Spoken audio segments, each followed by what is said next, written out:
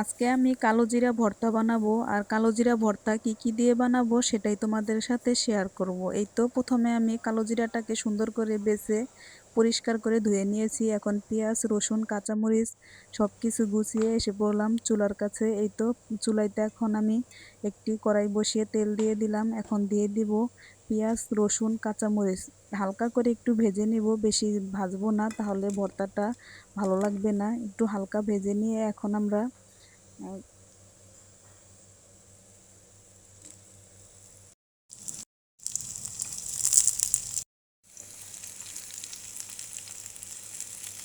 এখন আমাদের পেঁয়াজটাই তো হয়ে গেছে। এখন আমরা দিয়ে দিব সেই কালি জিরা পরিষ্কার করে যেটা রেখে দিয়েছিলাম।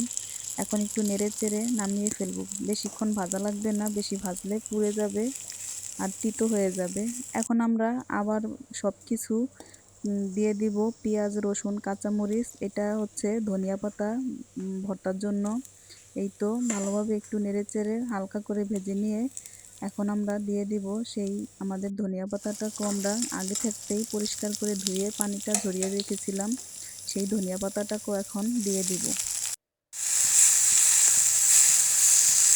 এখন আমরা চলে আসবো এই তো ভর্তা বাটার জন্য। শিলপাটায় আমরা ভর্তা বানাবো। এখন প্রথমে আমরা ধনিয়া পাতাটাকে ভর্তা বানাবো, কারণ ধনিয়া পাতাটা প্রথম ভর্তা না বানালে, কালো জিরা ভর্তা বানালে ধনিয়া পাতা কালো হয়ে যেত।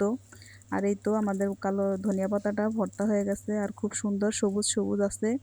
এরকম সবুজ ভর্তা কিন্তু খেতে খুব মজা। আর এখন আমরা এই একই পাটায় আমরা ধোয়া লাগবে না, কারণ ধনিয়া পাতা ভর্তার পাটাই আমরা কালো জিরাটাকে ভর্তা বানিয়ে নিব।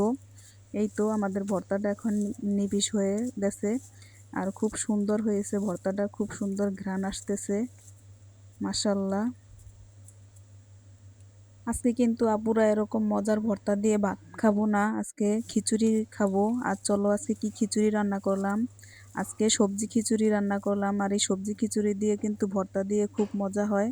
আর আজকে সবজি খিচুড়ি রান্না করেছি, আগেই তোমাদেরকে দেখাতে পারি নাই, অন্য একদিন ইনশাল্লাহ দেখাবো। আর আজকে এই তো কার কার আপুরা এরকম সবজি খিচুড়ি দিয়ে ভর্তা পছন্দ কমেন্টে বলবে। ধন্যবাদ সবাইকে।